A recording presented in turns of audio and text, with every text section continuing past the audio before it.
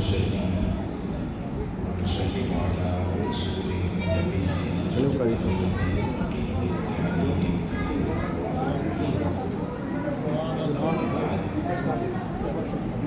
أعوذ بالله من الشيطان الرجيم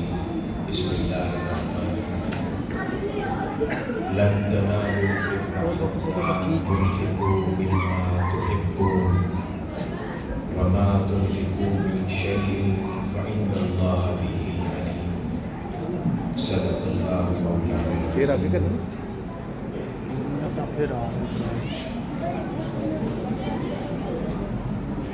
معزز المحترم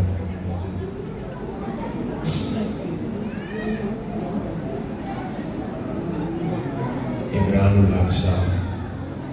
نائب صدر یورپین کاؤنسل منہاج القرآن انٹرنیشنل،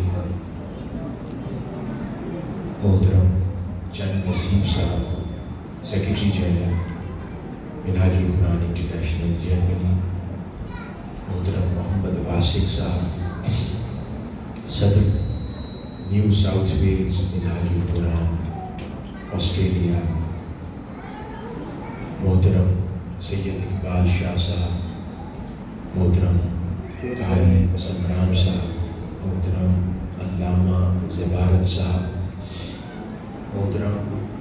قاری سیف الرحمان صاحب، محترم علامہ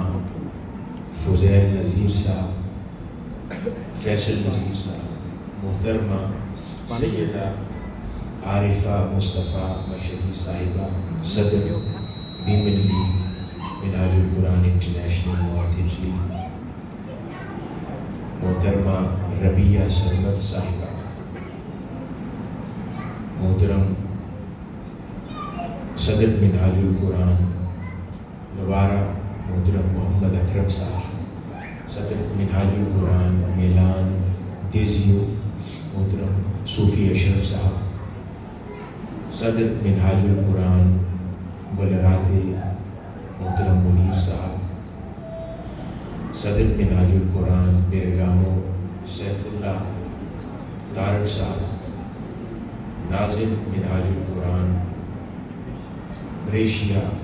محترم عبدالقادر صاحب، صدر منہاج القرآن میلان سٹی محترم صوفی عمر حیات صاحب، صدر منہاج القرآن یوتھ لیگ فیصل طارق صاحب، محترم علامہ وقاص صاحب منہاج القرآن بیرگامو ڈائریکٹرز کی ذمہ داری ادا کر رہے ہیں، منہاج القرآن ساؤتھ اٹلی کے صدر محترم شاہد حمید صاحب، منہاج القرآن نارتھ اٹلی کے پریزیڈنٹ محترم المقام اعجاز اوان صاحب، اور اس عظیم الشان مرکز کے روح رواں محترم اعجاز اوان صاحب، ناظم منہاج القرآن نارتھ اٹلی محترم سید غلام مصطفیٰ مشہدی صاحب، اور آج کے اس پروقار ورکرز کنونشن جو کہ تحریک منہاج القرآن نارتھ اٹلی کے زیر اہتمام کیا جا رہا ہے، اس میں شریک طول و عرض سے تشریف لائے ہوئے تحریک منہاج القرآن کے معزز رفقاء وابستگان، تنظیمات کے ذمہ داران، ہماری ویمن لیگ کی عظیم بہنیں، سسٹرز لیگ کی عظیم بہنیں، اور آج کی اس نشست میں شریک جملہ ذمہ داران تحریک منہاج القرآن، اور وہ تمام مہمانان گرامی جو اٹلی اور اٹلی کے باہر سے ناروے سے محترم فیض عالم صاحب تشریف لائے ہوئے، اور باقی تمام معزز مہمانان گرامی جو یہاں پر موجود ہیں، اللہ پاک ہم سب کا اس نہایت ہی خوبصورت تحریک منہاج القرآن کی اس مبارک مرکز میں جمع ہونا اپنی بارگاہ اقدس میں منظور فرمائے۔ حاضرین محترم، آج ہمارا جمع ہونے کا بنیادی مقصد تحریک منہاج القرآن نارتھ اٹلی میں تنظیمی اور تحریکی سرگرمیوں کا جائزہ لینا اور آئندہ اپنے کام کو اور مستعدی کے ساتھ اور بہتر انداز میں انجام دینے کے بارے میں غور و فکر کرنا ہے۔ یقیناً یہ ایک ایسا عمل ہے جو دنیاوی منفعت اور دنیاوی مفاد سے پرے ہے، اور یقیناً یہ خالصتاً اللہ اور اس کے رسول صلی اللہ علیہ وسلم کی خاطر انجام دیا جا رہا ہے۔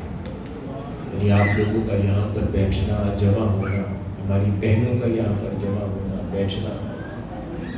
یہ سب کسی کاروبار کی خاطر نہیں ہے، یہاں پر کسی سوشل گیٹ ٹوگیدر کی خاطر نہیں ہے، کسی دعوت کے پیش نظر نہیں ہے، کسی اور دنیاوی تعلق کے پیش نظر نہیں ہے۔ تو یہ ہم سب کا یہاں پر جمع ہونا در حقیقت اللہ اور اس کے رسول صلی اللہ علیہ وسلم کی خاطر ہے۔ انہی مبارک ہستیوں اور نسبتوں کی وجہ سے ہم لوگ جمع ہیں، اور یہاں پر بیٹھ کر اللہ کے دین اور دین سے متعلق کام کی انجام دہی میں غور و فکر کر رہے ہیں۔ یہ کتنا مبارک عمل ہے، اللہ پاک اسے اپنی بارگاہ میں قبول فرمائے اور دنیا اور آخرت میں اس کا عظیم اجر ہمارے شامل حال فرمائے۔ حاضرین مکرم، آج کی گفتگو کے لیے کچھ گزارشات جو میں کرنا چاہتا ہوں۔ اس کا آغاز قرآن مجید کی وہ آیت مبارکہ جو میں نے ابتدا میں تلاوت کی، اس کا ترجمہ کچھ یوں ہے کہ اللہ رب العزت ارشاد فرماتے ہیں کہ تم ہرگز نیکی کو نہیں پہنچ سکو گے جب تک تم اللہ کی راہ میں اپنی محبوب چیزوں میں سے خرچ نہ کرو،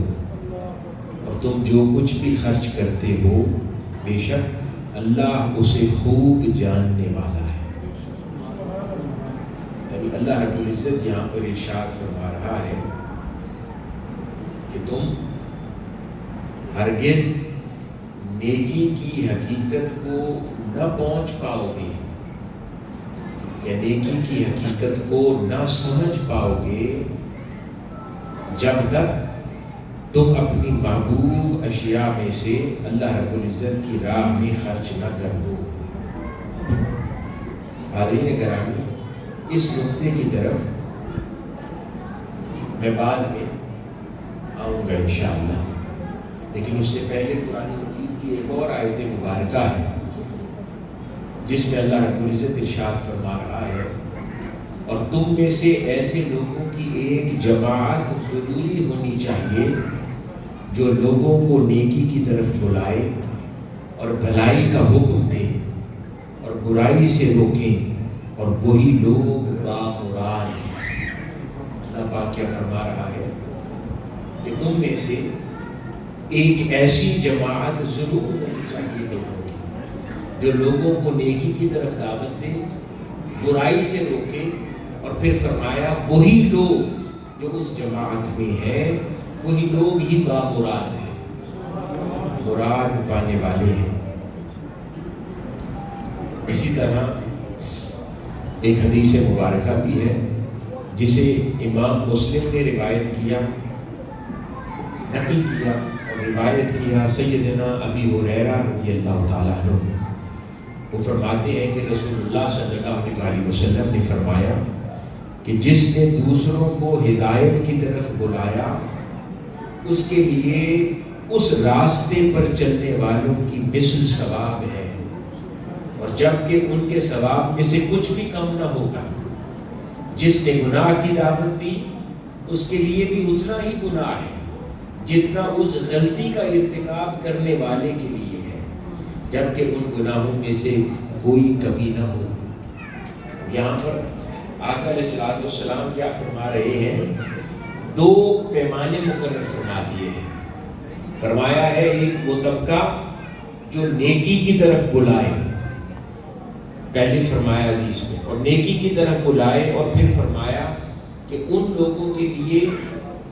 خود نیکی پہ عمل کرنے کا ثواب بھی ہے، اور ان کی دعوت پر جتنے لوگ بھی وہ نیک عمل انجام دیتے رہیں گے ان کے نامہ اعمال میں ان کا اجر بھی لکھا جائے گا۔ یعنی وہ عمل کرنے والے کو بھی اجر ملتا جائے گا، اور جس نے نیکی کی دعوت دی تھی اس کو، اس کے حصے میں بھی جو کچھ تھا وہ بھی اللہ رب العزت ان کے نامہ اعمال میں شامل فرما دے گا۔ حاضرین گرامی، اب یہاں پہ غور طلب بات یہ ہے کہ ہم نے قرآن مجید کی اس آیت مبارکہ کی تلاوت کی جس میں اللہ پاک فرماتا ہے ایک ایسی جماعت ہونی چاہیے جو لوگوں کو خیر کے کاموں کی طرف بلائے۔ پھر فرمایا کہ جو اس میں شامل ہو جائے وہی بامراد ہے۔ پھر فرمایا کہ اس میں شامل ہو کر جو لوگ خیر کے کام کی طرف لوگوں کو بلائیں ان کو اللہ رب العزت ان کی اپنی عمل کی انجام دہی کا اجر و ثواب بھی دے گا، اور اس کے ساتھ ساتھ جو اس کی دعوت پر اس دین کی طرف آ جائے گا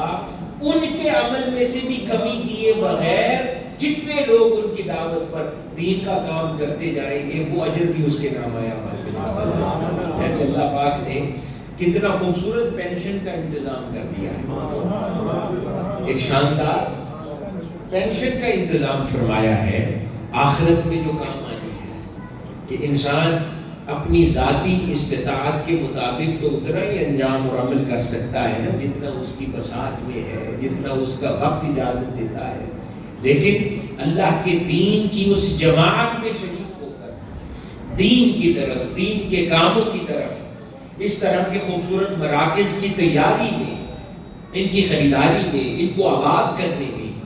پھر دین کے کاموں کی انجام دہی میں اپنے آپ کو والنٹیئر کرنے میں، پھر اس دیش کے قافلے میں، دین کے قافلے میں اور لوگوں کو شریک کار کرنے کے لیے دعوت کی انجام دہی میں، پھر اس دین کی فکر مندی میں اپنا وقت صرف کر کے میٹنگز کے لیے بر وقت جمع ہو کر اپنی زندگی کے اوقات کار میں سے اللہ کے دین کے لیے ایک خاص وقت مقرر کر کے جتنے بھی لوگ آپ کی دعوت پر اللہ کے دین کے اس قافلے کا حصہ بنتے جائیں گے، منہاج القرآن کے رفیق بنتے جائیں گے، اللہ علیہ السلام کے دین کے خادم بنتے چلے جائیں گے، اور قیامت تک جتنا کام بھی وہ انجام دیں گے آپ کی دعوت کے نتیجے میں ان کے تمام اعمال میں سے اتنا ہی اجر اللہ پاک آپ کے لیے لکھتا ہے۔ یعنی یہ کتنا مبارک سودا ہے اگر کوئی اس کو ذمہ داری سے انجام دے، تو اتنا حسین سودا ہے کہ جو اللہ پاک نے عطا فرمایا۔ عزیز گرامی، ایک اور بڑی پیاری حدیث مبارکہ جس کو نقل کیا امام مسلم نے، امام احمد نے، احمد بن حنبل نے اور امام نسائی نے، اور روایت کیا اس کو سیدنا سلمان رضی اللہ تعالیٰ عنہ۔ وہ بیان کرتے ہیں کہ میں نے رسول اللہ صلی اللہ علیہ وآلہ وسلم کو فرماتے سنا کہ جو شخص، اب یہ بڑی غور طلب اور بڑی پیاری حدیث مبارکہ، کہ جو شخص اللہ کی راہ میں ایک دن اور ایک رات چوکس رہتا ہے، جو شخص اللہ کی راہ میں ایک دن اور ایک رات الرٹ رہتا ہے، یعنی مستعدی کے ساتھ اللہ کے دین کے کام کی انجام دہی میں گزارتا ہے، چوکس رہتا ہے، وہ ایسے ہے جیسے اس نے ایک ماہ کے روزے رکھے اور اللہ کے حضور قیام کیا ایک ماہ تک، اور اگر کوئی شخص اس دوران فوت ہو جائے، حدیث مبارکہ ہے کہ فرمایا، اللہ پاک فرماتا ہے کہ جو شخص اللہ کی راہ میں ایک دن اور رات یعنی 24 گھنٹے اس کے دین کے کام میں مگن رہے، مصروف رہے، اپنے کام بھول کر اس کا کام کرتا رہے، تاجدار کائنات صلی اللہ علیہ وآلہ وسلم کے دین کا کام کرتا رہے، اللہ کی خاطر 24 گھنٹے صرف 24 گھنٹے، تو اس کو اللہ پاک 1 مہینے کے روزے رکھنے اور اس کے حضور قیام کرنے کا اجر صرف 24 گھنٹے کے نتیجے میں دیتا ہے۔ یعنی ذاتی عبادات سے مقابلے میں افضل دین کی خدمت۔ کیا سمجھ آئی کہ دین کی خدمت کرنا 1 مہینے، یہ 1 مہینے کے روزے اور قیام کب انسان کرتا ہے؟ 1 مہینے کا روزہ اور قیام کب کرتا ہے؟ رمضان میں۔ تو یوں سمجھیں کہ رمضان المبارک جو انسان گزارتا ہے وہ پورے رمضان کا قیام اور صیام ایک طرف اور 24 گھنٹے کے لیے صرف اللہ کے دین کی خدمت ایک طرف، اللہ رب العزت 24 گھنٹے میں اس کو اتنا اجر عطا فرماتا جتنا 1 مہینہ رمضان المبارک کے اندر اللہ پاک اجر عطا فرماتا۔ اور آگے ذرا غور فرمائیں، آقا علیہ الصلوۃ والسلام فرماتے ہیں اگر کوئی شخص اس دوران فوت ہو جائے تو اس کے نامہ اعمال میں ان اعمال کا اندراج جاری رہے گا۔ اللہ اکبر، بات سمجھ آئی؟ کیا آقا علیہ الصلوۃ والسلام کیا فرما رہے ہیں؟ حضور نے فرمایا کہ وہ جو اعمال کر رہا تھا جن کا وزن رمضان کے برابر تھا، یعنی 1 مہینے کے روزے اور قیام اللیل کے برابر جن اعمال کا وزن تھا، اور اگر ان اعمال کی انجام دہی کے دوران وہ دنیا سے چلا گیا، اللہ پاک اس کے ان اعمال کو منقطع نہیں فرمائے گا، فرشتوں کو کہے گا قیامت تک لکھتے رہو کہ میرا بندہ یہ عمل کر رہا ہے۔ یعنی یہ کتنی بڑی نعمت ہے دین کی خدمت، کہ اگر انسان اس دوران دنیا سے چلا جائے تو قیامت تک لکھا جاتا رہے گا یہ میرے دین کی خدمت کرتا رہا ہے، مرتے دم تک، مرتے دم تک نہیں، تا قیامت۔ کسی اور عمل، نماز کو یہ نتیجہ ملتا ہے؟ کیا یہ ہوتا ہے کہ جب انسان مر جائے اس کے بعد نماز کا شمار ہے؟ نہیں ہے، وہ ختم ہو گئی۔ مر جائے تو روزے کا شمار ہے؟ نہیں ہے۔ مر جائے تو تلاوت قرآن کا شمار نہیں ہے۔ مر جائے تو کسی اور عمل کا شمار نہیں ہے۔ لیکن جو دین کی خدمت ہے،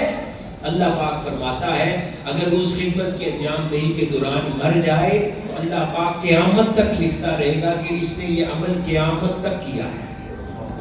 یعنی اتنی بڑی نعمت ہے۔ اور پھر فرمایا کہ جنہیں وہ سر انجام دیتا تھا اور وہ منکر و نکیر کی آزمائش سے بھی محفوظ رہے گا۔ یعنی کہ جو شخص دین کی خدمت کرتے کرتے دنیا سے چلا گیا، دین کی خدمت کرتے کرتے، یعنی یہ سمجھے نا آپ سب منہاج القرآن کی ذمہ داریوں پر ہیں، یعنی منہاج القرآن کے ذریعے اللہ کے دین کی خدمت کرتے کرتے بوڑھے ہو گئے اور جانے کا وقت آ گیا، تو آقا علیہ الصلوۃ والسلام فرما رہے ہیں ایسے شخص کو منکر نکیر سوال بھی نہیں پوچھے کہ اللہ پاک انہیں اجازت نہیں دے کہ یہ میرا بندہ تو میری دین کا مجاہد تھا، میری دین کے لیے خدمت کرتے کرتے مرا ہے، تم کون ہوتے ہو اس سے سوال پوچھنے والے؟ اس سے پوچھو گے کہ تمہارا رب کون ہے، اس نے تو زندگی اس رب کی توصیف میں گزار دی۔ اس سے پوچھو گے کہ رسول اللہ صلی اللہ علیہ وسلم کے بارے میں کیا کہتے ہو کہ جس نے ساری عمر لوگوں کو آقا علیہ الصلوۃ والسلام کی پہچان کروانے میں گزار دی۔ اس سے پوچھو گے کہ تمہارا دین کیا ہے کہ جو ساری زندگی سینکڑوں ہزاروں لوگوں کو دین کی دعوت دیتا تھا۔ اس لیے اللہ رب العالمین علیہ الصلوۃ والسلام فرما رہے ہیں کہ منکر نکیر کے سوالوں سے بھی محفوظ رہے۔ یہ شان کسی اور کو دی گئی ہے؟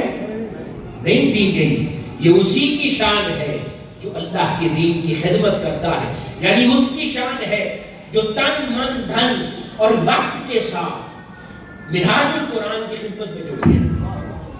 اللہ کے دین کی خدمت میں جڑ گیا اخلاص کے ساتھ، اور زندگی میں وقت نکالتا ہے اللہ کے دین کے لیے۔ یہ نہیں ہے کہ لائف ممبرشپ لے لی اور گھر سو گئے، اس کے لیے یہ خوشخبری نہیں ہے۔ خوشخبری یہ ہے کہ جوانی میں ممبرشپ لی اور بڑھاپے تک وہ خدمت کرتا رہا۔ جس حال میں اللہ پاک نے اسے رکھا،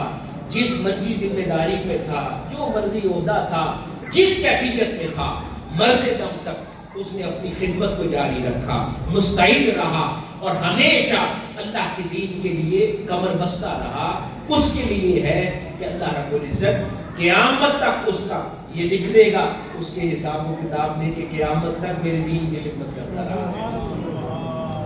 بھلے قربان جائیں، یہ 24 گھنٹے کی بات ہو رہی ہے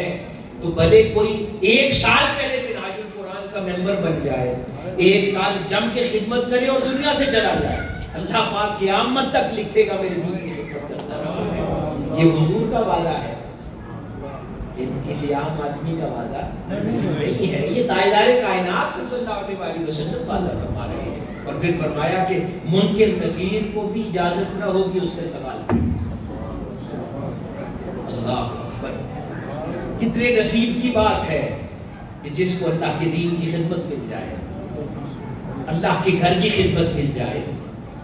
یہ جو مراکز بنے ہیں ان مراکز کی نوکری مل جائے، ان کو آباد کرنا اس کے نصیب میں آ جائے، یہاں پر لوگوں کی خدمت کرنا نصیب میں آ جائے، یہاں پہ بچوں کی تعلیم کا انتظام کرنا، انہیں پڑھانا، ان کے لیے خدمت کرنا، رفاقت سازی کی مہمات میں شریک ہونا، اللہ کے دین کی طرف لوگوں کو دعوت دینا، نوجوانوں کے ایمان کی حفاظت کا سامان کرنا، نمازوں کا اہتمام کروانا، مراکز کی خریداری کے اندر مالی معاونت کرنا، مراکز کو سجانا، اللہ کے گھروں کو اپنے گھروں سے زیادہ حسین بنانا، یہ تمام وہ مبارک اعمال ہیں کہ جن کا کوئی بدل نہیں ہے۔ ساری زندگی نوافل پڑھ لے تو ان کا کوئی بدل نہیں ہے۔ ایک اور حدیث مبارکہ ہے، اس کو روایت کیا، آقا علیہ الصلوۃ والسلام فرماتے ہیں ہر مرنے والے کے عمل پر اختتام اعمال کا ہو جاتا ہے، یعنی اختتام اعمال کی مہر لگا دی جاتی ہے۔ آقا علیہ الصلوۃ والسلام فرما رہے ہیں کہ ہر وہ شخص جو مر جاتا ہے اس کے اعمال پر اختتام کی مہر لگا دی جاتی ہے کہ دیٹس اٹ، اس کے اعمال اب ختم ہو گئے، اب صرف حساب و کتاب ہے۔ لیکن اللہ تعالیٰ کی راہ میں چوکس رہتے ہوئے مرنے والے کا عمل قیامت تک بڑھتا رہتا ہے، نیز وہ قبر کے فتنے سے بھی محفوظ رہے گا، قبر کے عذاب و آزمائش سے بھی اللہ پاک محفوظ رکھے گا۔ اور یہ اب وہی بات جو دوسری حدیث مبارکہ میں تھی، یہ اور الفاظ کے ساتھ آقا علیہ الصلوۃ والسلام نے فرما دی کہ جو لوگ اللہ کے دین کے لیے الرٹ رہتے ہیں، کمر بستہ رہتے ہیں، مستعد رہتے ہیں اور کوشاں رہتے ہیں، وہ مر جائیں تو بھی ان کا عمل بڑھتا رہے گا اور جاری رہے گا۔ برادرین گرامی، ایک اور حدیث مبارکہ ہے، یہ ساری حضور کی احادیث سے آپ لوگوں کی شانیں بیان ہو رہی ہیں کہ جو لوگ حضور کے دین پر پہرا دیتے ہیں، تنظیمات کا حصہ ہے، کوئی نوارہ کی تنظیم کا ہے، کوئی میلان کی تنظیم کا ہے، کوئی جیزیو کی تنظیم کا ہے، کوئی میرے گاؤں، یہ تمام شہروں کی، یہ سب آپ کی باتیں ہو رہی ہیں کہ وہاں پر ذمہ داری دیتی ہیں، مرکز آباد کر رہے ہیں، چلا رہے ہیں، دن رات محنت کرتے ہیں، خدمت کرتے ہیں، پھر رفاقت سازی کرتے ہیں، لوگوں کو اس قافلے میں شریک کرنے کے لیے محنت کرتے ہیں، صرف خود اپنے آپ پر محنت نہ کی۔ یہ تو ایک ڈبل اجر کی بات ہے نا، خود بھی شریک ہو گئے اور آپ کی وجہ سے کوئی اور بھی دین کی خدمت شروع کر دے تو اپنا اجر تو کما ہی رہے ہیں، اس کے حصے میں سے بھی ملے گا۔ اب کوئی یہ نہ سمجھے کہ میں نے اس بندے کی مساعدت سے نہیں بننا، منہاج القرآن کا رفیق نہیں تو اس کو اجر ملنا شروع ہو جائے گا میری طرف سے، ایسا نہیں ہے، اس کے عمل سے کچھ کمی نہیں ہوگی۔ آقا علیہ الصلوۃ والسلام فرما رہے ہیں اور آپ کا اجر ڈبل ہو جائے گا، یعنی 2 بندوں کے برابر، 1 سے زائد 3 لوگوں کو رفیق بنا دیں گے، وہ دین کی خدمت کریں گے، 3 لوگوں کے برابر اللہ پاک آپ کے نام اعمال میں لکھتا چلا جائے گا۔ 10 لوگوں کو منہاج منہاج القرآن کا رفیق بنا دیں گے، اس قافلے کا حصہ بنائیں گے اور ان کو فالو اپ کر کے دین کے کام پر لگا دیں گے کہ وہ بھی آپ کی طرح متحرک ہو جائے اور تنظیمات کے ساتھ لگ جائے، تو جتنا اس کو، اس کا یہ مطلب نہیں ہے اس کے بعد خود ریٹائر ہو جانا کہ اب تو پینشن آ رہی ہے، نہیں، اپنا کام کرنا ہے۔ کیا خبر کب آخری سانس ہو، کب موت آ گھیرے، تو ہم نہیں چاہتے کہ اچانک انسان کو تو اپنی زندگی کا خبر نہیں ہے، موت کی خبر نہیں ہے، تو کیا حضور کے اس فرمان کے مطابق ہم یہ نہیں چاہتے کہ جب اسرائیل علیہ السلام آئے ہماری روح قبض کرنے، تو ہم اس حال میں لے کر جائیں کہ ہم حضور کے دین کے لیے چوکس اور مستعد تھے، حضور کے دین کے خادم تھے، ہم خدمت کر رہے تھے، اس حال میں لے کر جائیں، اور پھر یہ ساری مہربانیاں جو اللہ پاک آقا علیہ الصلوۃ والسلام کے ذریعے ہمارے ساتھ جن کے وعدے فرما رہا ہے وہ ہمارے حصے میں آ جائے۔ ایک اور حدیث مبارکہ ہے، اس کو روایت کیا حضرت ابو امامہ رضی اللہ تعالیٰ عنہ نے، حضور نبی اکرم صلی اللہ علیہ وسلم نے بیان فرماتے ہیں، آپ نے فرمایا، ابھی بڑی بڑی پیاری روایت ہے، فرمایا کہ جس شخص کا بھی چہرہ اللہ تعالیٰ کی راہ میں غبار آلود ہوا، یعنی اس نے محنت کی، گرمی میں بھاگا دوڑا، میری بہنیں ہیں ان کے میک اپ خراب ہو گئے، اللہ کے دین کے کاموں کے لیے، جلسوں کی تیاری کے لیے، حضور کے میلاد کے سجانے کے لیے، گھر گھر جا کے بہنوں کو دعوت دینے کے لیے، اور بھائی بھی ایسے نکلے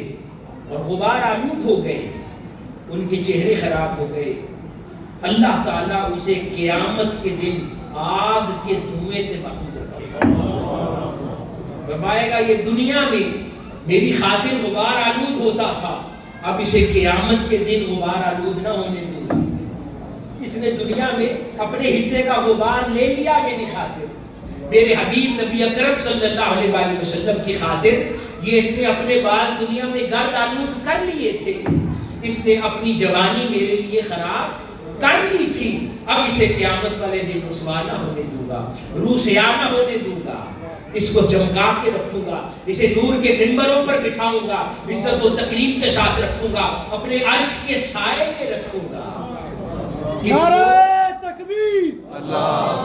نعرہ رسالت، نعرہ حیدری۔ فرمایا آگ قیامت کے دن آگ کے دھوئیں سے محفوظ رہے گا، اور جس شخص کے بھی پاؤں اللہ تعالیٰ کی راہ میں غبار آلود ہوئے، قربان جائیں اس کریم آقا کی ذات پر صلی اللہ علیہ وسلم، کہ وہ غلام جو حضور کے دین کے لیے جو خدمت کرتے ہیں نا، ان کے پاؤں جو غبار آلود ہو جاتے ہیں دین کی خدمت میں، ان کا بھی کتنا خیال ہے۔ اللہ اکبر، کہ مثال دے دے آقا علیہ السلام کہ وہ غلام جن کے چہرے گرد آلود ہو گئے میری دین کی خاطر، اور پھر وہ غلام جن کے پاؤں میرے دین کی خاطر گرد آلود ہو، غبار آلود ہو گئے، اللہ تعالیٰ ان کے قدموں کو قیامت کے دن آگ سے محفوظ کرے گا۔ کہ جو لوگ حضور کے دین کی خاطر دنیا کی تپش برداشت کرتے تھے نا،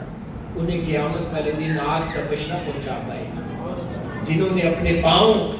بھاگ دوڑ میں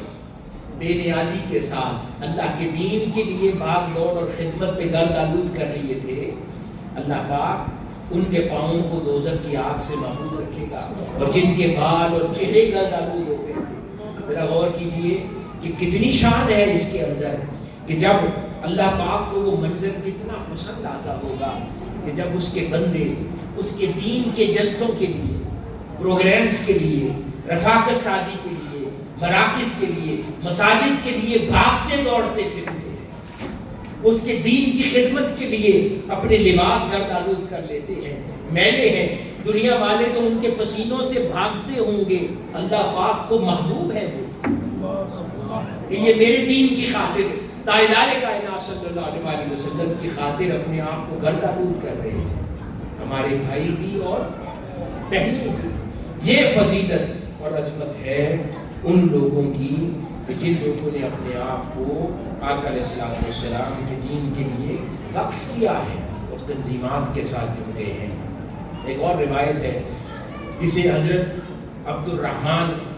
عظمی بیان کرتے ہیں رضی اللہ تعالیٰ عنہ، فرماتے ہیں کہ مجھے اس نے خبر دی جس نے حضور نبی اکرم صلی اللہ علیہ وآلہ وسلم کو فرماتے سنا، بے شک میری امت میں ایک قوم ایسی ہے جس کو پہلے لوگوں کے اجر و ثواب کی طرح اجر دیا جائے گا، یعنی قرون اولیٰ کے صحابہ، تابعین، تبع تابعین، ان ادوار کے لوگوں کے برابر اجر دیا جائے گا۔ وہ لوگ ہیں جو برائی سے منع کرنے والے، یعنی دین کا کام کرنے والی جو جماعت ہے اس پہ کام کرنے والے مستعدی کے ساتھ، فقط ممبرشپ نہیں، کام کرنے والے لوگ، ان کو آقا علیہ الصلوۃ والسلام فرما رہے ہیں قرون اولیٰ کے عظیم لوگوں کی طرح اجر دیا جائے گا، اتنی ان کی عظمت ہوگی۔ اسی طرح ایک اور روایت ہے، حضرت عبد الرحمن بیان فرماتے ہیں کہ مجھے اس شخص نے بتایا جس نے حضور نبی اکرم صلی اللہ علیہ وسلم کو فرماتے سنا، بے شک اس امت کے آخر میں ایسے لوگ ہوں گے جن کے لیے اجر امت کے اولین کے برابر ہوگا، وہ نیکی کا حکم دیں گے اور برائی سے روکیں گے اور فتنہ پرور لوگوں سے جہاد کرنے والے، یعنی دین کا کام کرنے والے لوگ ہوں گے، فرمایا ان کو پرانے ادوار کے لوگوں کے برابر اجر و ثواب دیا جائے گا۔ حاضرین گرامی، آئیے اب ذرا چلتے ہیں اس آیت مبارکہ کی طرف کہ میں نے ابتدا میں تلاوت کی، جس میں اللہ رب العزت ارشاد فرما رہے ہیں تم ہرگز نیکی کو نہیں پہنچ سکو گے جب تک تم اللہ کی راہ میں اپنی محبوب چیزوں میں سے خرچ نہ کرو، اپنی محبوب چیزوں میں سے خرچ نہ کرو، اور تم جو کچھ بھی خرچ کرتے ہو بے شک اللہ اسے خوب جاننے والا۔ پہلے تو اس مسئلے کو سمجھتے ہیں کہ محبوب چیزیں ہوتی کیا ہے، محبوب چیزیں ہوتی کیا ہے، اس سے کیا مراد ہے؟ کیا یہاں پہ مال خرچ ہونے کی بات ہو رہی ہے؟ محبوب چیزوں میں سے خرچ کرو کہ اپنا مال خرچ کرو اللہ کے لیے،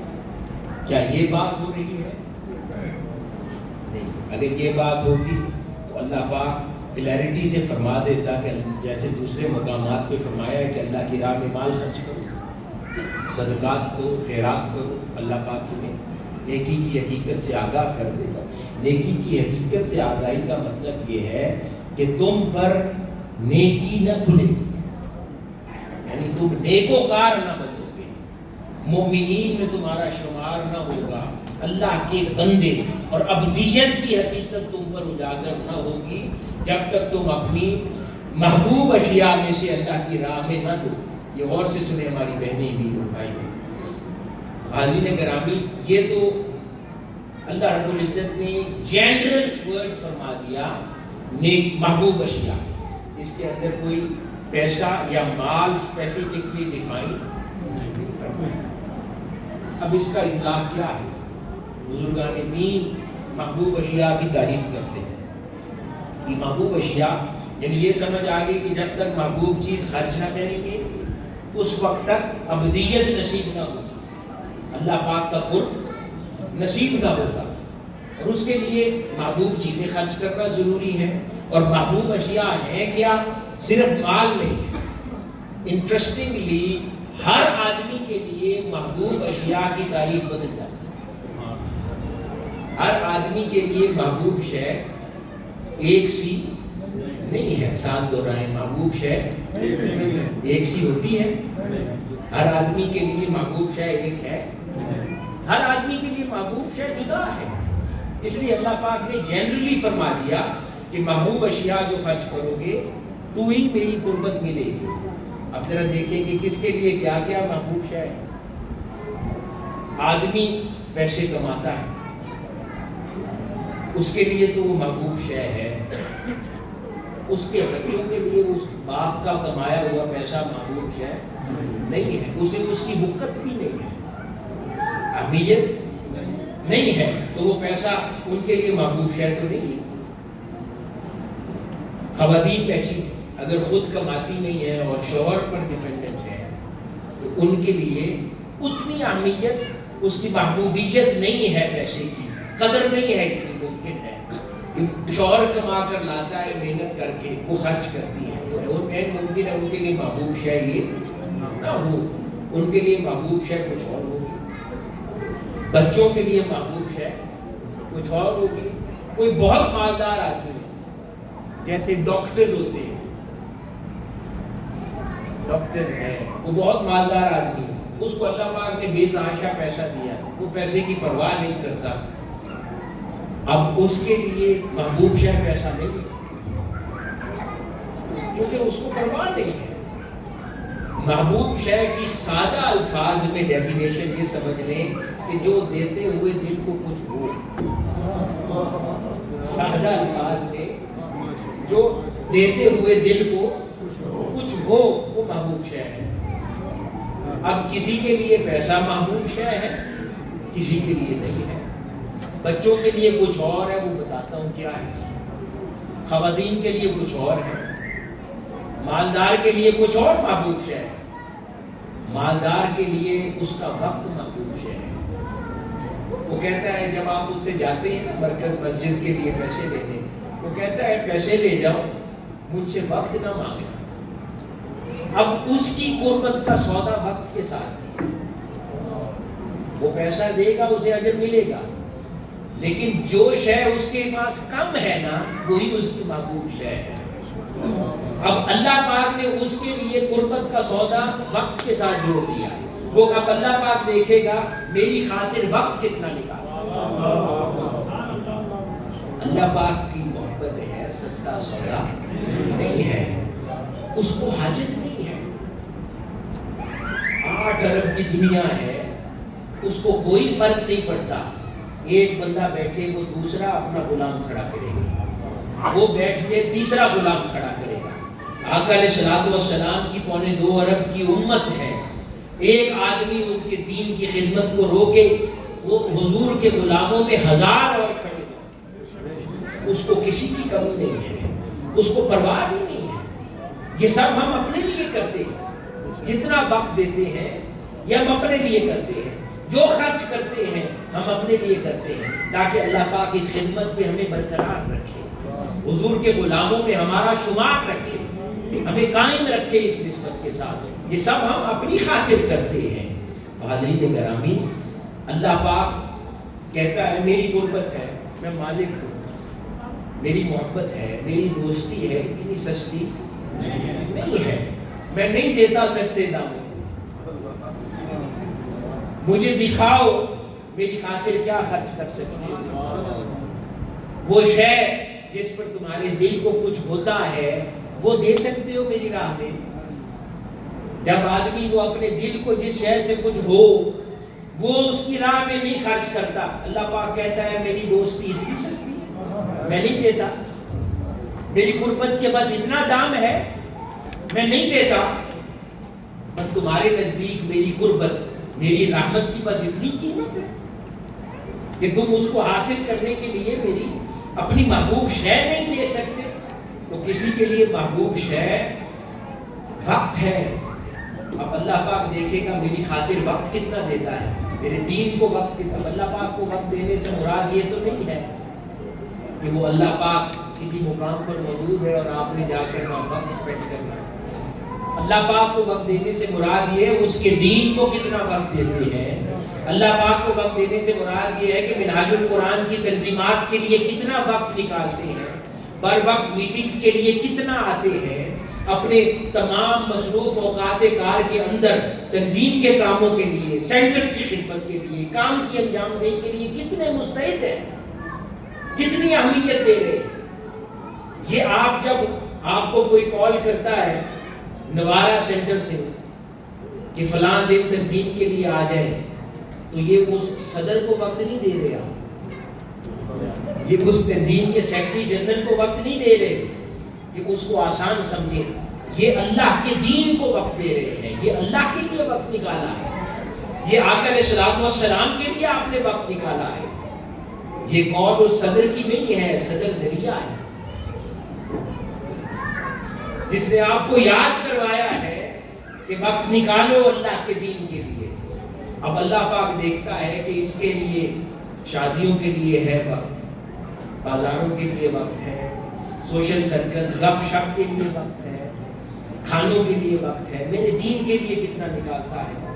ہر جگہ تو بر وقت پہنچتا ہے، میری خاطر کتنا ٹائملی آتا ہے اور وقت نکالتا ہے. یہ وہ وقت محبوب شے ہے جو وہ پوچھتا ہے. برادرین گرامی، کسی کے لیے مال ہی محبوب شے ہے،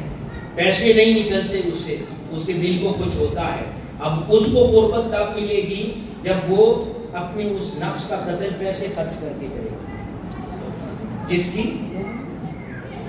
پرانے زمانے میں بزرگان دین کے پاس لوگ جاتے تھے نا، اللہ والوں کے پاس، تو ان کو مختلف قسم کی خدمتوں پہ لگاتے تھے. سب کو ایک سی خدمت پہ نہیں لگاتے تھے. کسی کو کہتے تھے فاقے کرو، کسی کو کہتے تھے کہ صبح اٹھ کر دربار میں جتنے لوگ سو رہے ہیں جاؤ ان کے لیے وضو کا پانی گرم کیا کرو تہجد کے وقت. کسی کو کہتے تھے کہ جاؤ دربار کے واش روم دھویا کرو. کسی سے مال خرچ کرواتے تھے. ایسا کیوں کرتے تھے؟ کیونکہ ہر آدمی کی بیماری جدا ہے. کسی کو غرور تکبر ہے، لوگوں کی خدمت جوتیاں سیدھا کرتے اس کی گردن جھکتی ہے. اب اس کا علاج اسی میں ہی ہے. تو جب وہ اللہ والوں کے پاس صاحب نگاہ کے پاس جاتے تھے وہ کہتے تھے جاؤ جوتیاں سیدھا کرو، جاؤ دربار کے غسل خانے دھو. تو اس کا وہ تکبر توڑتے تھے. اس کی مرض کی تشخیص کر کے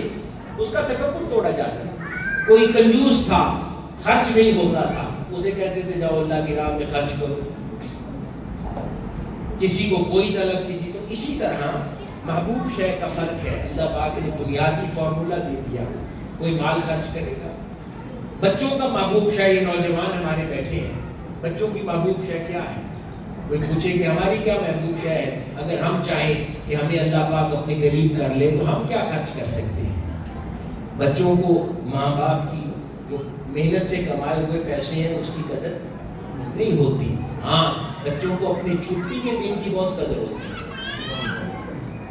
جب اسکول سے جس دن چھٹی ہوتی ہے نا، وہ ان کے لیے بہت قیمتی دن ہوتا ہے، کیونکہ وہ میری چھٹی ہے. اس پہ ان کو کنٹرول ہوتا ہے کہ یہ میرا دن ہے، میں نے اس دن یہ گیم کرنی ہے، یہ فٹ بال کھیلنی ہے، یہ اسپورٹس کے لیے جانا ہے، یہ دوستوں کے ساتھ آؤٹنگ کرنی ہے. اب وہ نوجوان اگر چاہے کہ اللہ پاک کے قریب ہو جائے، اللہ پاک اسے اپنے قریب کر لے، اس کو اپنے دوستوں میں شامل کر لے، تو وہ اپنا چھٹی کا دن اللہ کے لیے خرچ کرے. اس کی محبوب شے وہ چھٹی کا دن ہے. وہ وقت نکالے، وہ جائے اپنے چھٹی کا دن مدارس اپنے علاقے کے سینٹر میں خرچ کرے، مسجد میں جائے، والنٹیئر کرے، وہاں کی تنظیمی ذمہ داران کو کہے بتائیں میرے لائق کیا خدمت ہے، جائے مسجد صاف کرے اس دن. یاد رکھیں اللہ پاک کو اتنی ادا پسند آ جائے گی کہ یہ بچہ چھوٹی سی عمر کا چھٹی کا دن ہے آج خرچ کر دیا میری خاطر. اتنی ادا پسند آئے.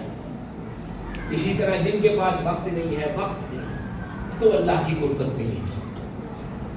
ہماری بہنیں ہیں، سب سے زیادہ انہیں کیا پسند ہے؟ شے اپنے گھر کا آرام و سکون، پھر اپنا بناؤ سنگار، لباس، یا شوہر جو پیسے دیتا ہے اپنی شاپنگز پہ خرچ کرتا ہے. اس طرح کے امور. تو اگر وہ بہنیں باہر نکلتی ہیں، دھوپ میں محنت کرتی ہیں، اللہ کے دین کے لیے دعوت دیتی ہے، محفلیں سجاتی ہیں، کھانے پکا کر لوگوں میں تقسیم کرتی ہیں، اور اپنے گھر کا امن و سکون والا وقت اللہ کے دین کے لیے قربان کرتی ہے، یعنی یہ گرد و غبار اپنا لیتی ہیں اللہ کی خاطر، تاجدار کائنات صلی اللہ علیہ وسلم کی خاطر، تو اللہ پاک ان کو اپنے قریب کر لے گا، اپنی قربتوں میں سے عطا کرے گا، اپنی نوازشوں میں سے عطا کرے گا، کیونکہ وہ اپنی پسندیدہ چیز میں سے خرچ کر دے گا. پھر کئی بار بات حد ہو جائے تو سب سے محبوب شے پھر والدین کے لیے اولاد ہوتی ہے. سب سے محبوب شے والدین کے لیے کیا ہوتی ہے؟ اولاد ہوتی ہے. پھر جو لوگ اللہ کی دوستی کا آخری سودا بھی کر لیتے ہیں، وہ کہتے ہیں ہم یہاں سے واپس نہیں لوٹنا، وہ اپنی اولادیں بھی اس کی راہ میں دے دیتے۔ ایسے نہیں کربلا میں 72 تن اللہ کے راستے میں قربان ہوئے اور آنکھوں کے سامنے سیدہ زینب اور محمد کو پیش کرتی ہیں۔ ایسے نہیں کرتے، کیوں؟ کیونکہ پھر اولاد کے لیے تو پھر ہر کوئی تڑپ جاتا ہے۔ پھر جب کوئی آخری سودا بھی آ جائے،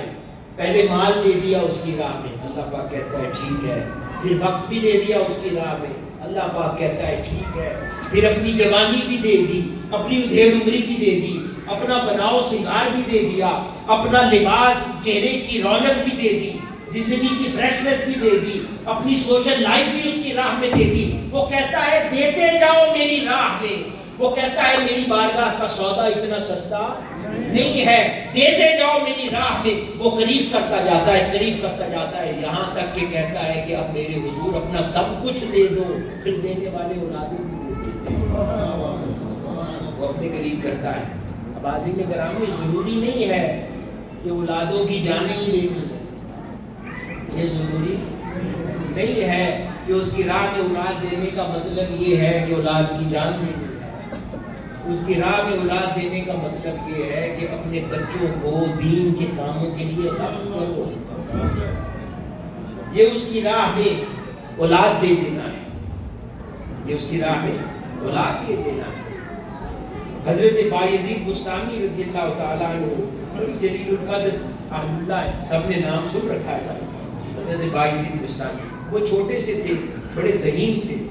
بہت لائق تھے۔ ان کی والدہ ان کو قریبی مسجد میں ایک عالم دین کے پاس چھوڑا ہے، کہا کہ میرے بیٹے کو حافظ بھی بناؤ اور اس کو اللہ کے دین کا خادم بناؤ، اس کو دین بھی سکھاؤ اور اس کو دین کے لیے تیار کر دو، اللہ کے دین کا خادم بنا دو اس کو۔ اور یہ میں نے بیٹا اللہ کی راہ میں دے دیا، یعنی اللہ کی راہ میں اس کی جان نہیں دے دی، اللہ کے دین کے لیے اس کو دے دیا، یعنی اللہ کی راہ میں دے دیا۔ اب وہ والدہ تھی، حضرت بایزید بستامی چھوٹے تھے، ان کو یاد آتی تھی والدہ کی، بار بار دل کرتا تھا کہ جا کر والدہ کو ملوں۔ تو ایک دن اپنے استاد سے کہا استاد محترمہ چھٹی دے دیں، میں والدہ کو ملنا ہوں، بڑی پیاس ہے۔ انہوں نے، والدہ نے کیونکہ کہہ رکھا تھا گھر نہ بھیجنا، اب خادم بنا کر ہی بھیجنا، میں نے دے دیا اللہ کی راہ میں بیٹا۔ وہ کہنے لگے اچھا سبق اور یاد کر لو، اس کو زیادہ سبق انہیں دے دیا کہ نہ یاد کر پائے آج تو نہ بھیجنا، انہوں نے یاد کر لیا، والدہ سے ملنے کی طرف تھی۔ جب یاد کر لیا تو اب استاد کے پاس چاہ رہا نہ چاہ رہا، کہا کہ اچھا جاؤ۔ وہ گئے، دروازہ گھر کا کھٹکھٹایا، اندر سے بوڑھی والدہ اور اولاد بھی نہیں، قربانیاں دیکھیں ان کی خواتین، کوئی اولاد بھی نہیں، اور ان کو بلا کر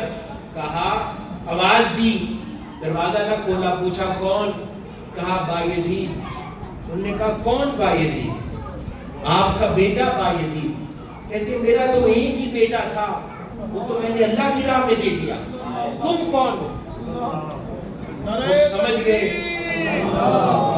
ایک ہی بیٹا تھا، اللہ کی راہ میں دے دیا، تم کون ہو؟ وہ سمجھ گئے میری والدہ مجھ سے کیا چاہتی ہے۔ دروازے بند، دروازے سے سلام عرض کیا اور واپس لوٹ آئے، اور پھر اللہ کے دین کے خادم بن کر ہی لوٹے۔ اس طرح اللہ کی راہ میں اولادیں دیا کرتے تھے۔ حاضرین گرامی، یہ اولادیں کیسے دینی ہے آپ نے، ہم نے؟ ضروری نہیں ہے کہ سارے بچوں کو عالم دین ہی بنا دینا، نہیں، لیکن دین کا خادم تو بنا سکتے ہیں نا، تھوڑی عمر میں منہاج القرآن کے ان مراکز سے تو جوڑ سکتے ہیں، باقاعدگی سے ان بچوں کو ان مراکز پہ تو لا سکتے ہیں،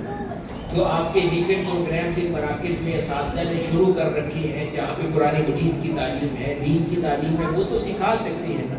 بچپن سے منہاج القرآن کی تنظیمات کے ساتھ تو وابستہ کر سکتے ہیں نا۔ آج ایسا نہیں ہوتا کہ باہر سے آنے والے لوگ، ان کے بچے زیادہ آ رہے ہیں مراکز کے اندر، اور اپنے جو خود رفقا ہیں، جو تنظیمی ذمہ داران ہیں، ان کے بچے نظر نہیں آتے مرکز میں۔ تو ہم اللہ کی راہ میں اپنی اولادیں نہیں دے سکتے؟ عالم تو نہیں بنانے کے لیے کہہ رہا، جتنوں کے نصیب میں ہے وہ بن جائیں گے، لیکن اللہ کی راہ کے لیے تنظیموں سے بچے تو جوڑ سکتے ہیں تاکہ وہ بھی اپنی زندگی میں اللہ کے دین کا کام کریں، خدمت کریں اور اللہ کی راہ میں یعنی اپنے بچے پیش کر دیں کہ یہ اللہ پاک قبول فرمائے اپنے دین کی خدمت کے لیے میرے بچے۔ یہ قربانی ہے۔ امام شافعی کی والدہ سنگل مدر تھی، کیا تھی؟ سنگل مدر تھی، شوہر ان کو وصال ہو گیا تھا چھوٹی عمر میں۔ اب اس والدہ کا کردار دیکھیں، نامصائب حالات میں، غربت افلاس کے حالات کے اندر، بیت المقدس میں اکیلے امام شافعی چھوٹے ہیں، اس بیٹے کی خاطر شادی نہیں کی، مشکل حالات میں بچے کو پالا اور زندگی کا ایک نصب العین بنا لیا کہ میں نے اس ایک بچے کو امت کا امام بنا دیا۔ اپنی پوری زندگی کا مقصد میں ہماری جو بہنیں مائیں بیٹھی ہیں آپ سے مخاطب، زندگی کا ایک مقصد بنا دیا کہ میں نے اس ایک بیٹے کو امت کا امام بنا دیا۔ ہجرت کر کے مدینہ منورہ چلی گئی بیٹے کو لے کر کہ وہاں پر صحابہ کرام حیات ہیں، تابعین حیات ہیں، میں ان کی صحبتیں دلواتی ہوں، پھر خود گھوم گھوم کر وقت نکال کر اعلیٰ استاد کا انتخاب اپنے بیٹے کے لیے کرتا تاکہ اس دور کے بڑے امام سے میرا بیٹا پڑھے، یعنی اہتمام کر کے جوڑتی، پھر پوری زندگی میں ایک ایک مسئلے میں انوالو رہتی، یہاں تک کہ امام شافعی کو امام بنا دیا اور امت کے 1/4 حصے کے امام بن گئے۔ اتنی بڑی شخصیت ایک بیوہ خاتون نے یتیمی کی زندگی گزارنے والے بچے کو مالی طور پر مشکل حالات میں جی کر ایک بچے کو امام بنا دیا۔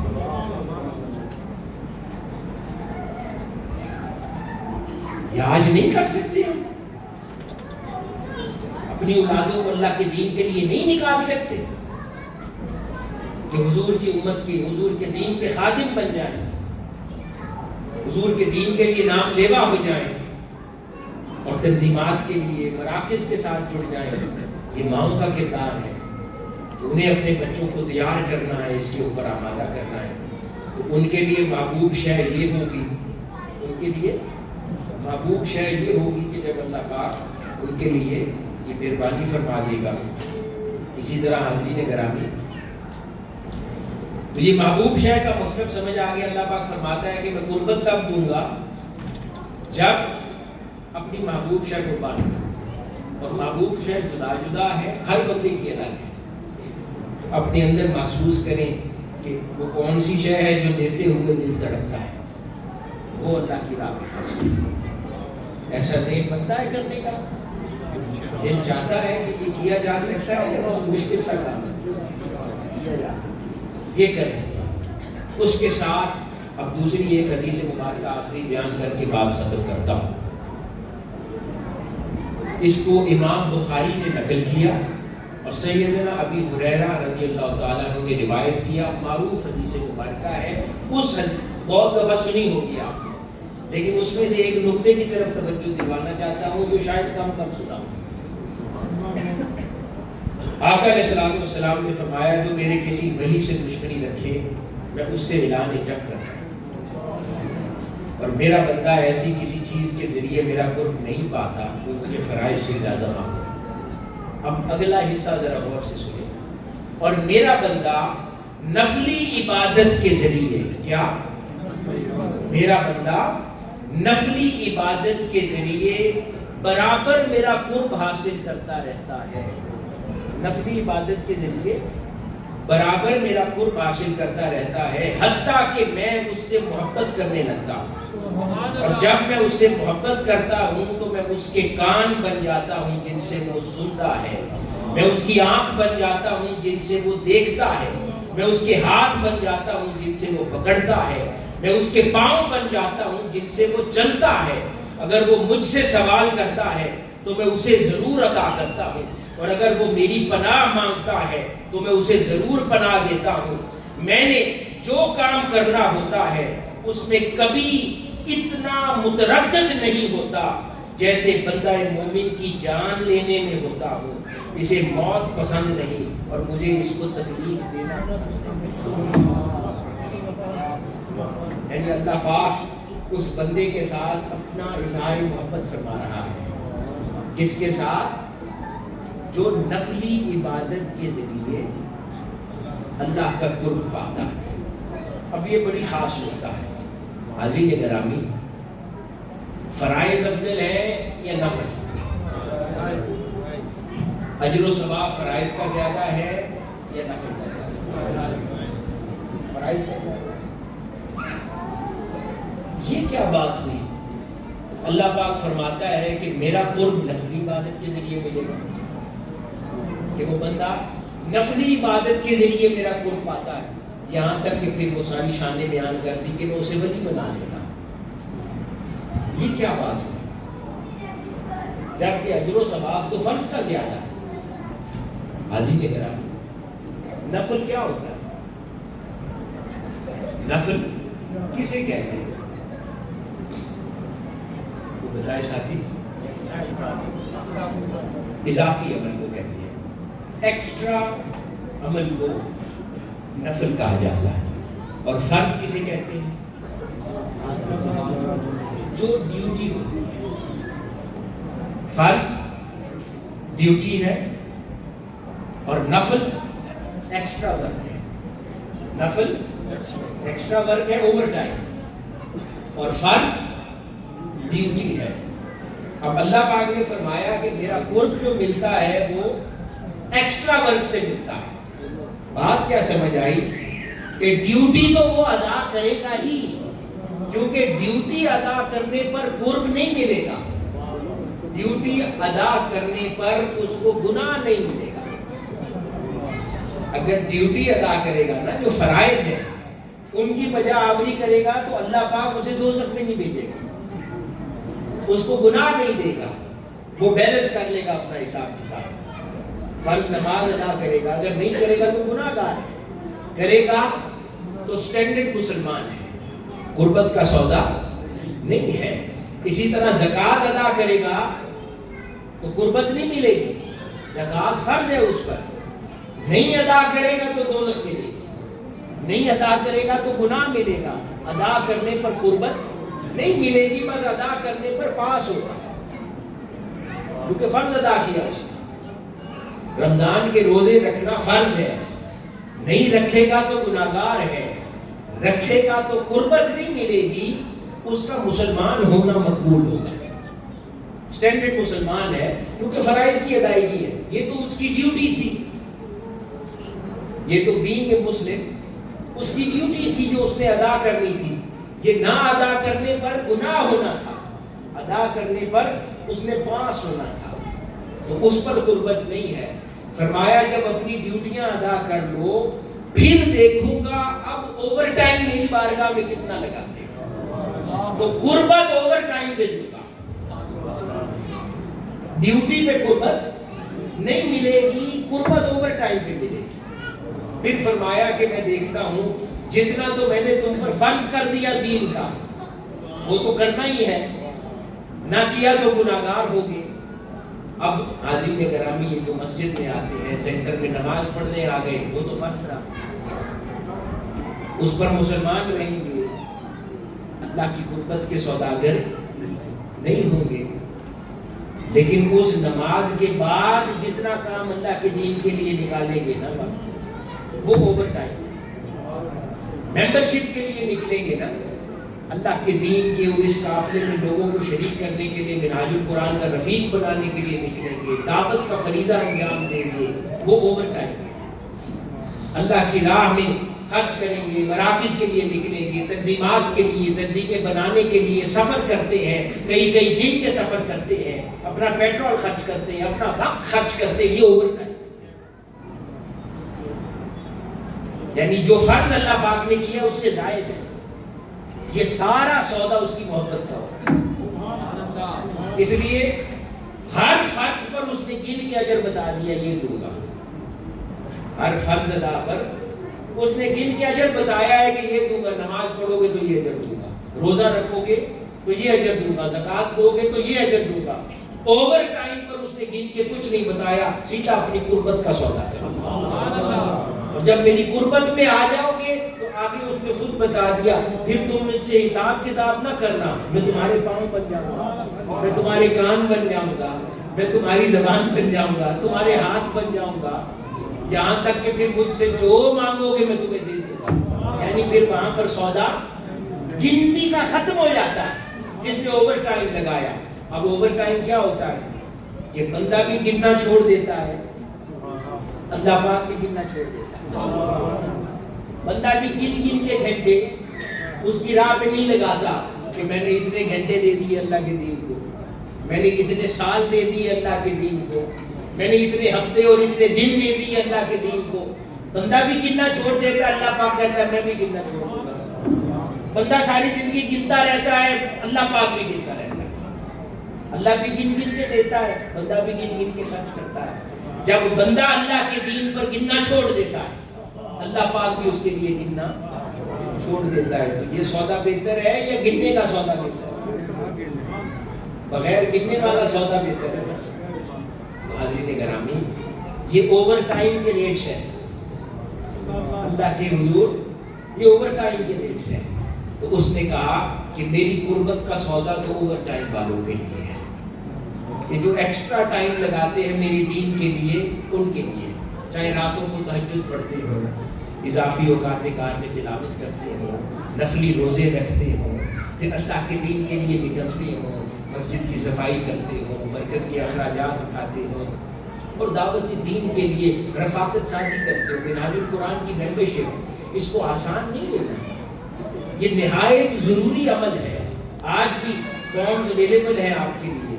3 فارمز لے کر جائیں سب لوگ اپنے ساتھ۔ اور ماہ فیبرری جو حضور شیخ الاسلام کی ولادت کا مہینہ آتا ہے، پوری دنیا میں اس کو ٹارگٹ کرتے ہیں۔ میں اپنی بہنوں سے بھی مخاطب ہوں اور بھائیوں سے کہ اس سے پہلے 3 فارمز ہر شخص لے کر جائے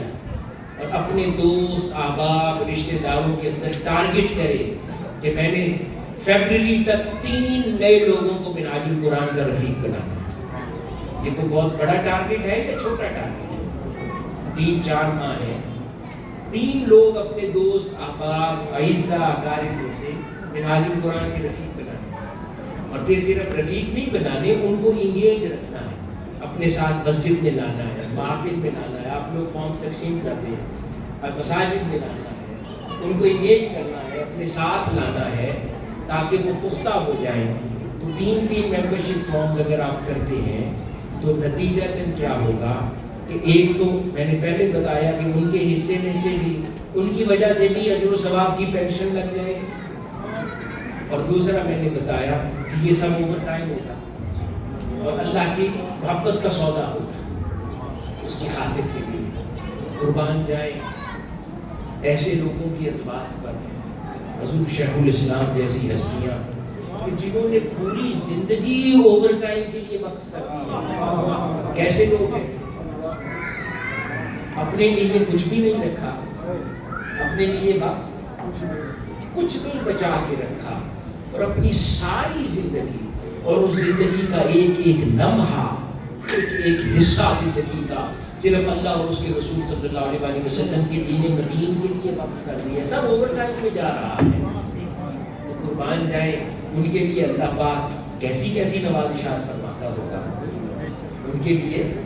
کیسی کیسی نوازشات فرماتا ہوگا جنہوں نے پوری زندگی اوور ٹائم کے لیے رکھ دی۔ تو ہم لوگ اپنی زندگی میں سے کچھ وقت بھی نہیں نکال سکتے۔ ایسے لوگ ہیں، ہماری قیادت ایسی ہے کہ ساری زندگی اس کام کے لیے دے دی ہے، ہم تو پھر کہتے ہیں کہ زندگی کا چوتھا حصہ نکالو، لیکن اللہ کے دین کو وقت صرف کیا کرو، اللہ کے دین کو وقت دیا کرو، اللہ پاک آپ کو وقت دے گا۔ تو اب وہ وقت کیا ہے؟ ہفتہ وار محافل ہوتی ہے، حلقات درود ہوتے ہیں، اس کے لیے وقت نکالا جائے۔ میں نے پہلے کہا یہ صدر کو وقت نہیں دے رہے، یہ اللہ کے دین کو وقت دے رہے، وہ وقت نکالا کرے۔ پھر جب مرکزی میٹنگز ہوتی ہیں اس کے لیے دعوت دی جاتی ہے، ٹائملی آیا کرے، اس خیال کے ساتھ کہ یہ جو میں نے وقت نکالا ہے نا، یہ اوور ٹائم ہے میرا، یہی مان کے دل میں خیال رکھ کے چلا کریں اللہ میرے مولا تیرے لیے وہ کرتا ہے، لیکن آیا کریں اور وقت دیا کریں، پھر اس کا اپنی زندگی میں اثر دیکھیں، اس کی تاثیر دیکھیں، پھر اللہ پاک کی مہربانیاں دیکھیں، اس کی مشکلات کیسے دور ہوتی ہیں جب اپنے فرائض سے بڑھ کر اس کے حضور وقت دینا شروع کریں گے اور رفاقت کی ذمہ داریوں کو انجام دیں گے اور ادا کیا کریں گے، اور اپنے بچوں کو ویکینڈ کلاسز جو مراکز کی اوپر ہوتی ہیں پورے ریجن کے اندر انشور کریں وہاں آیا کریں، پڑھا کریں، قرآن مجید کی تعلیم ہے، دین کی تعلیم ہے، ساری زندگی انہوں نے اچھی تعلیم لے لینی ہے، ملکوں میں آ گئے ہیں، اسکولز کالج یونیورسٹی سب ہو جائے گا انشاءاللہ، لیکن یہ دین کا دامن چھوٹ گیا تو واپس نہیں ملے گا، اس لیے انشور کریں ان بچوں کو دین میں پختہ کر دیں، اور یہی چھوٹی عمریں ہیں جن میں ان کو دین سکھا سکتے ہیں، دین میں پختہ کر سکتے ہیں، منہاج القرآن کے ساتھ جوڑ سکتے ہیں، حضور شیخ الاسلام کی ذات کے ساتھ جوڑ سکتے ہیں اور پختہ کر سکتے ہیں۔ آخر میں آپ سب کو مبارکباد دیتا ہوں عظیم الشان کاوشوں پر، ان سینٹرز کے قیام پر، یہ جتنے 6 تنظیمات ہیں، مراکز ہیں اس پورے ریجن کے اندر اور پورے اٹلی میں، ساؤتھ میں بھی اور دوسری بھی آن لائن ہمیں ساؤتھ کے احباب بھی سن رہے ہیں اور نارتھ کے بھی جتنے بھی مراکز ہیں ان کو آپ لوگوں نے شاندار انداز میں چلا رہے ہیں۔ یہ خوبصورت سینٹر ہے، اس کے اندر خرچ کرنے والے لوگ، اس میں وقت دینے والے لوگ، یہاں تعلیم دینے والے لوگ، ان کی انتظامیہ تنظیمات، ہر ایک فرد لاکھ لکھوں کا بار مبارکباد کا مستحق ہے کہ اللہ پاک نے آپ لوگوں کو چنا ہے اپنے دین کے کام کے لیے۔ میں نے عرض کیا اربوں لوگ ہیں، وہ جس کو چاہے کھڑا کر دیں، یہ ہماری خوش نصیبی ہے کہ وہ ہمیں اس کام کے لیے چنتا ہے۔ بس اس خوش نصیبی پر ہمیشہ اللہ رب العزت کا شکر گزار رہنا چاہیے اور دعا کرتے رہنا چاہیے کہیں یہ توفیق چھین نہ جائے اور یہ نوکری اس کے دین کی لگی ہے۔ اللہ پاک ہمارا حامی و ناصر ہو، اور جو لوگ تمام محافل کے لیے، پروگرامز کے لیے ہماری ٹیم جو لنگر بناتی ہے، کھانا پکاتی ہے، کھانا کھلاتی ہے، دورے اجر کا باعث ہے۔ ایک وقت دیتے ہیں، دوسرا کھانا کھلانا اتنا حسین کام ہے کہ ہر اللہ والا اور کچھ کسی کو بتاتا یا نہ بتاتا، کھانا کھلانے کا کام ہر کوئی بتاتا، اتنا عظیم کام ہے۔ ان سب کو بھی مبارکباد ہے اور تمام کمیٹیز جو بنی ہوئی ہے اس سیکٹر کی، تمام سیکٹر کی، اللہ پاک ان سب کی کوششوں کاوشوں کو اپنی بارگاہ میں قبول فرمائے، دنیا آخرت کی خیر و برکت عطا فرمائے، سلامتی عطا فرمائے، حضور شیخ الاسلام کی سنگت اور صحبت سے ہمیں استفادہ حاصل کرنے کی توفیق عطا فرمائے اور ان کی توجہات، فیوزات، برکات میں سے ہم سب کو حصہ وافر عطا فرمائے اور ہمیں اپنی زندگیوں کے اندر ہمیشہ خیر پر اور حلال پر قائم دائم رکھے اور ہماری اولادوں کو بھی خیر اور حلال پر ہمیشہ قائم دائم رکھے۔ والسلام وما علینا الا البلاغ۔